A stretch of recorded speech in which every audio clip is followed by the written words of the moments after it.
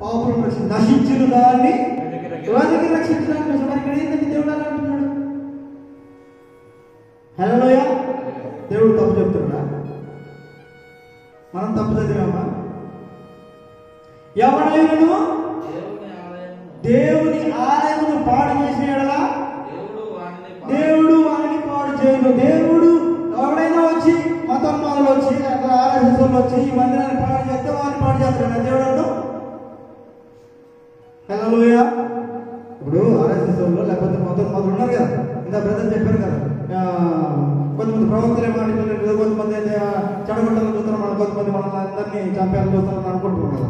అయితే మరి వాళ్ళు వచ్చి ప్రొక్లీలు పెట్టి ఈ ఆలయాలని దేవాలయాన్ని కూల్ చేస్తే వారిని పాడు చేస్తారు దేవుడు. ఎవరిని మనం పాడు చేసేది? దేవుని ఆలయం అంటే మనం ఏమనుకున్నాం ఇందాక? ఆమేన్. హృదయం పాడు చేసేవాడు ఎవడు? మనిషిడా? అంటే దేవుడు ఎప్పుడు ప్రజలు ప్రేమిస్తున్నాడా లేదా? యోహాను సువార్త 3:16 తీయని చెప్పాను, దేవుడు లోకమును ఎంతో ప్రేమించదు కాగా తన ద్వితీయ కుమారుని యందు విశ్వాసం ఉంచేవాడు నశింపక నిత్య జీవం పొందినట్లు ఆయనను అనగా యేసుక్రీస్తు ప్రభువుని మన కొరకు అనుగ్రహించాడు. ఎందుకు అనుగ్రహించాడు? నశించక మనం నిత్య జీవం పొందడం కోసం యేసుక్రీస్తు ప్రభువుని అనుగ్రహించాడట. మరి అలాంటప్పుడు మనల్ని నాశనం చేస్తాడు ఆయన. చాలా మందికి ఇందాక ఏమన్నా ఆలోచన వచ్చింది, ఎవడైనా దేవుని ఆలయం పాడు చేసినప్పుడు నేను వారిని పాడు చేస్తానంటే చాలా మందికి ఏమాలోచన వచ్చింది, అమ్మో దేవుడు మందిరాలు పోగొడితే నన్ను పాడు చేస్తాడు, నన్ను నాశనం చేస్తూ ఉంటున్నారు కదా. ప్రియ దేవుడు హృదయాన్ని చేర్చేవాడు ఎవడు? అపవాది. హృదయాన్ని పాడు చేసేవాడు ఎవడు? అపవాది. వారిని అంతమొందిస్తాడు దేవుడు. కానీ ఎప్పుడు అంతమొందిస్తాడంటే చాలా మంది సమస్యలు వచ్చినప్పుడు, ఇరువులు వచ్చినప్పుడు, ఇబ్బందులు వచ్చినప్పుడు ఏమనుకుంటే ఆ దేవుడు ఏం మనిషి అండి, నాకే పెట్టాలా ఈ సమస్య అన్నారు అలేదా మీరు?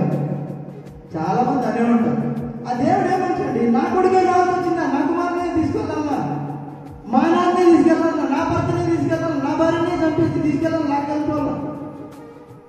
ఇందాక అది కూడా చెప్పారు, కాలం సంపూర్ణమైనప్పుడు అందరూ నరులారా తిరిగిరండి అంటే ఏం చేయాలా? సమయం అయిపోతే అందరూ బతుకు ఎవరు ఉన్నారో అన్ని బతికిన వాళ్ళు, శాశ్వతంగా బతుకున్నారు, ఎటర్నల్ లైఫ్ బతికిన ఎవరు ఉన్నారా? అది ఎవరు లేదు. ఎక్కువ కాలం బతికిన ఎవరు భూలోకం మీద? Very good. ఎన్ని సంవత్సరాలు? Very good. 969 1000 సంవత్సరాల దగ్గర బతికిండు. మరి 1000 సంవత్సరాలు బతకలేదా? కాలం అప్పటి నుంచి సంకుచితంగా తగ్గించుకుంటూ వస్తున్నాడు. ఎందుకు? మన క్రియలను బట్టి, మన జట ప్రవర్తన బట్టి తగ్గించుకుంటూ వచ్చిండు. ఒకటి ఫైనల్ ఆయన 969, తర్వాత 500, 600 తగ్గించుకుంటూ వచ్చి అబ్రహాం వచ్చేసరికి ఏమైంది? 120. మందాకి వచ్చేసరికి ఏమైంది? అధిక బలం ఉన్నాయడా 8 సంవత్సరాలు మోసిస్తారు. తర్వాత ఇంకేమన్నాడు? ఏకపత్రి మధ్య అసలు అధికం లేదు, నీటి మీద గోడగ పట్టింది, ఆవిరి పట్టింది అన్నాడు. హల్లెలూయా. ఈ బ్రతుక్కి మనం ఆరాటాలు, ఈ బ్రతుక్కే మనకు గొప్పలు, ఈ బ్రతుక్కే ఎక్కడ లేని ఆరాటం.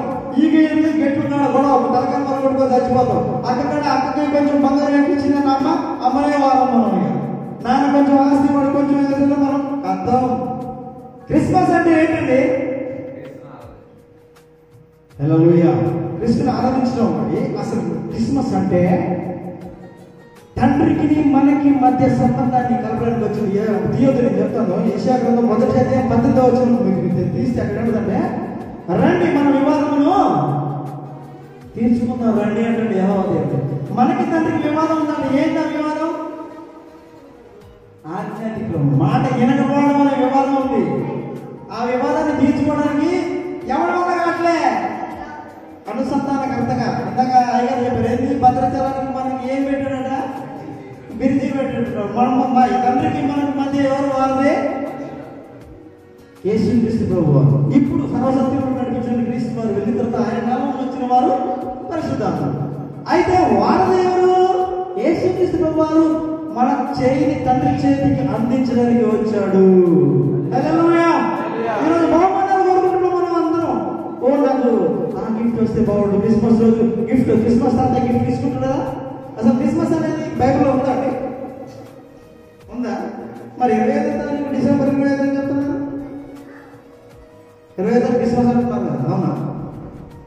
ఎక్కడుంది చూపిస్తారా రిఫరెన్స్ నాకు? హల్లెలూయా. ప్రపంచం అంతా ఒక దినాన్ని ఏర్పాటు చేసుకుంది. రోమన్ చక్రవర్తులు పరిపాలించినప్పుడు వాళ్ళు పెట్టారు, ఆర్సీఎం వాళ్ళు పెట్టారు, అది ఒక డేట్ ఫిక్స్ చేశారు, మనం ఆరాధించుకుంటున్నాం. అసలు ఎవరైనా మతం కానీ ఆరాధిస్తారు కానీ ఎవరు వచ్చి ఒక సమావేశం ఆటంకాలు నడుపుతుంటారు. వాళ్ళు డిసెంబర్ 25వ తారీఖు యేసు క్రీస్తు పుట్టాడని బైబిల్లో రిఫరెన్స్ ఇస్తే 2 లక్షలు 10 లక్షలు తిరుగుతున్నారు. మరి చూపిస్తావా? మరి నేను ఎక్కడ చూపించాను? నా కాదు లేదు, మరి బైబిల్లో నేను చదివినాము దాదాపు మొత్తం చదివి చూపిద్దాం. మరి ఏంది క్రిస్మస్ అంటే?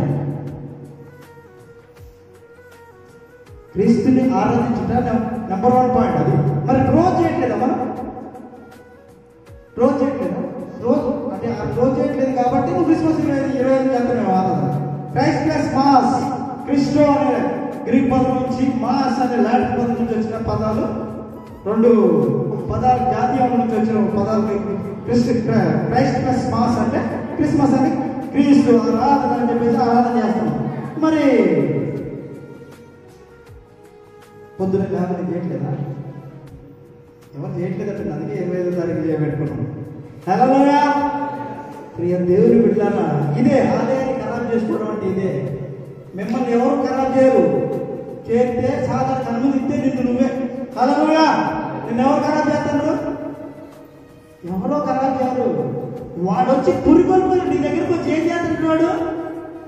ఇదిగో ఇదిగో అని కొట్టు, ఇదిగో ఆమె జుట్టు పట్టి లాగు, ఇదిగో వెళ్ళు ఆమె అందంగా కనపడుతుంది, ఇదిగో కొత్త డ్రెస్ అలంకారం కనపడుతుంది, నేత్రాశ, శరీరాశ, జీవనం, ఇగో బిర్యానీ అక్కడ వండుతాను, ఇగో వాడిని కొడితే నీకు ఆస్తి వస్తుంది, ఇగో నీ సొంత తమ్ముడు చంపేస్తే నీకు కీర్తి వస్తుంది, కెరీర్ హ్యాపీ సంగతి ఏంటి?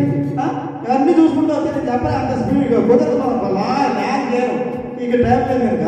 మరి ఇదంతా ఎందుకంటే స్వార్థం స్వార్థం స్వార్థం, శరీరాశ, నేత్రాశ, జీవనం. మరి ఇదంతా ఎవరిలో ఉంది? వాడు కలిగిస్తుంటే మనం అనుమతిస్తాను. నిన్ను నువ్వే నాశనం చేసుకుంటావు. ఎవడైనా ఇదేంటి దేవుడు అయానికి గుడి గోడంలో ఉండటం నాయన, నీ గుండె గుడిలో ఉంటా. మీరు హస్తకృత్యంలో, మానవులు చేసిన హస్తకృత్యంలో నేను ఉండను. నేను నా కోసం నేను ఒక గుడి కట్టుకున్నా, అది నీ హృదయం. హల్లెలూయా.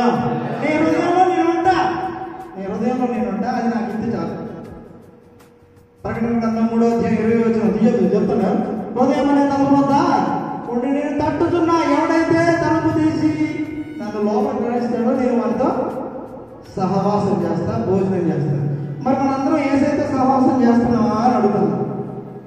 సహవాసం చేయకపోతే నీ హృదయాన్ని నువ్వే నాశనం చేసుకుంటున్నావు. క్రీస్తు నీ హృదయంలో లేకపోతే, పరిశుద్ధాత్మ నీలో లేకపోతే నీకు నడిపింపు ఎవరితో ఉంటుంది? అపవాది నడిపింపు ఉంటుంది. అప్పుడు విచారిస్తావు, అప్పుడు దొంగతనం చేస్తావు. డ్రైవర్ వాడు కదా, ఎవడు? అపవాది కదా. వాడు ఏం చేస్తాడు? నేను అమ్మాయి దగ్గర మీరు తీసుకెళ్తాడు, నేను ఎక్కడ తీసుకెళ్తాడు? ధనాపేక్ష పెట్టి డబ్బు దగ్గర తీసుకెళ్తాడు, నేను ఎక్కడ తీసుకెళ్తాడు? అయ్యగారు తప్పిడానికి తీసుకెళ్తాడు. ఎవరైతే గట్టిగా స్వార్థం చెప్తారో వాళ్ళు చంపిస్తారు, ఎవరైతే గట్టి వాకి చెప్తారో అన్నోరు పంపిస్తారు. అది ఈరోజు వాడు చేసే డ్రైవింగ్. మరి ఏ డ్రైవింగ్ లో ఉన్నాడు? ఆరాధన చేయాలంటే చప్పట్లు కొట్టం అంటే ఏంటి? ఏసే ముందే మనం అంతా చప్పట్లు కొట్టేంత గొప్పలో ఉన్నాం. ఏసే ఆరాధన చేయండి చప్పట్లు కొట్టు నోరు తెరవడం, మరి అది మనం ఎందుకు చర్చకి రావడం? హల్లెలూయా. అంటే మిమ్మల్ని మీరే, మీ హృదయాన్ని మీరు, మీ ఆలయాన్ని మీరే ఏం చేసుకుంటున్నారు? పాడు చేసుకుంటున్నారు. అప్పుడు ఏం చేస్తున్నారు మరి దేవుడు కూడా ఏం చేయాలి? దేవుడు అంటే హృదయం తట్టుతున్నా, మానవని చెప్తున్నా, ఇలాంటి ప్రసంగికుల్ని, సువార్థికుల్ని, ఇవాంజలిస్టుల్ని, ప్రవక్తల్ని, న్యాయాధిపతుల్ని అనేకులు పంపిస్తున్నా. మారు మారు మారు మారు మారు, నేను మారా అనుభవమే నాది. హల్లెలూయా అంటున్నారు, నాది మారా అనుభవమే అంటున్నారు. మరి ఎప్పుడు మరి మారేదంటే, ప్రియ దేవుని బిడ్డలారా, నీ హృదయాన్ని యేసు తట్టుచున్నప్పుడు, మీ హృదయాన్ని తలుపు తెరిచినప్పుడు దేవుడు మీ హృదయంలోకి వచ్చి ఆయన నిన్ను ఎప్పుడైతే నడిపిస్తాడో అది నిత్య జీవానికి బాట, అది నిత్య జీవానికి మార్గం, అది పరలోకానికి రాజప్రస్థానం. దేవుని నామానికి మహిమ కలుగును గాక. చిన్న ప్రార్థన చేసుకొని బ్రదర్ గొప్ప పరిశుద్ధ ప్రేమ నమ్మకం కలిగిన మా ప్రియ పరలోకపు తండ్రి, ఆరాధనంతట్లో మీరున్నందుకు మీ స్తోత్రాలు. చిన్న వాక్యంలో నా తండ్రి నాలో మీరుండి మీ బిడ్డల చేత మాట్లాడిన విధానం అంతా మీకు స్తోత్రాలు వందనాలు చెల్లిస్తున్నాం. ఇదిగో చిన్ని మాటలను ప్రభావ వారి హృదయంలో మీరు ఫలింపచేయమని, నూరంతలుగా ఫలింపు దయచేయమని ప్రతిమాలుకుంటుంది. యావాడైతే నా ఆలయము నాశనం చేయడం, వారిని నేను నాశనం చేయడం చెప్తున్నావు ప్రభా. ఇదిగో నా తండ్రి, మా హృదయం ఎవరు నాశనం చేయడం మాకు మేమే సాతానికి అప్పచెప్పుకొని నాశనం చేసుకుంటున్నాం ప్రభా. అటు రీతిగా మేము ఉండకుండా మా హృదయాన్ని మీకు అప్పచెప్పి పరిశుద్ధాత్మ చేత నింపబడి పరలోకాన్ని చేరుటకు మార్గం సులభం చేయమని ప్రతిమాలవచ్చు. మమ్మల్ని మా ప్రాణాత్మ దేహములను మీ చేతులకు అప్పగించుకుంటూ యేసుక్రీస్తు వారి పరిశుద్ధ నామములో చేరి ప్రార్థన అడిగి వేడుకలు పొందుకొని ఉంటున్నాం పరలోకపు తండ్రి. ఆమేన్.